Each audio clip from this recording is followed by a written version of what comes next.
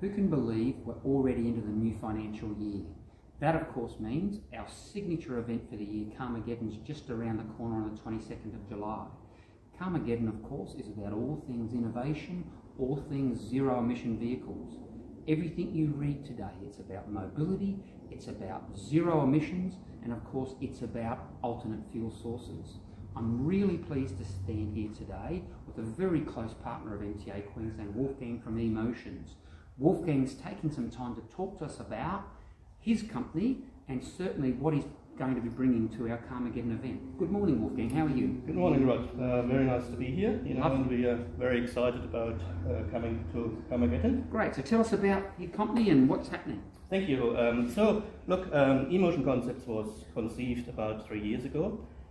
And since then we have been really working towards more the business-to-business market in the area of low-speed mobility, but also in terms of the transport of goods and people. When we look at the statistics at the moment, we look back at 2015, there were probably about 160, 170 electric motorcycles.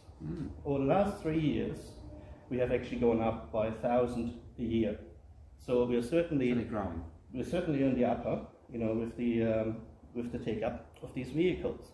But let me just show you quickly one of our vehicles, which is very much for the transport area. In this particular one, we have a back area which is refrigerated, and it can actually take goods like groceries or frozen goods in the hyperlocal delivery area. And that's where we are looking at some of our customers.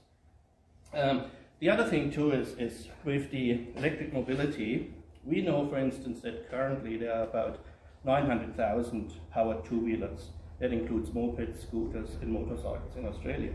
But there's 2.4 million people who actually have a motorcycle license.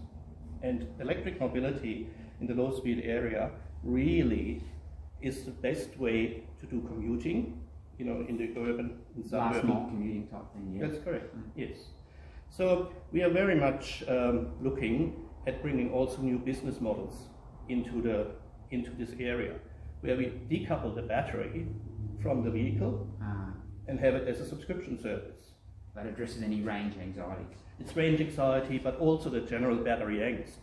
We know that your normal car starter battery, after 3 years, you have to buy a new one, and that might be $200–300. On the lithium-ion batteries, we're still looking at $1,500 to $2,000 for a replacement battery. By basically taking them away, we make it easier for them. Absolutely. It means people can subscribe, understand what the cost is, and then there's no surprises. Tell me though, young people are buying these things today, they'll be probably worried that my mate's got a petrol and it sounds cooler.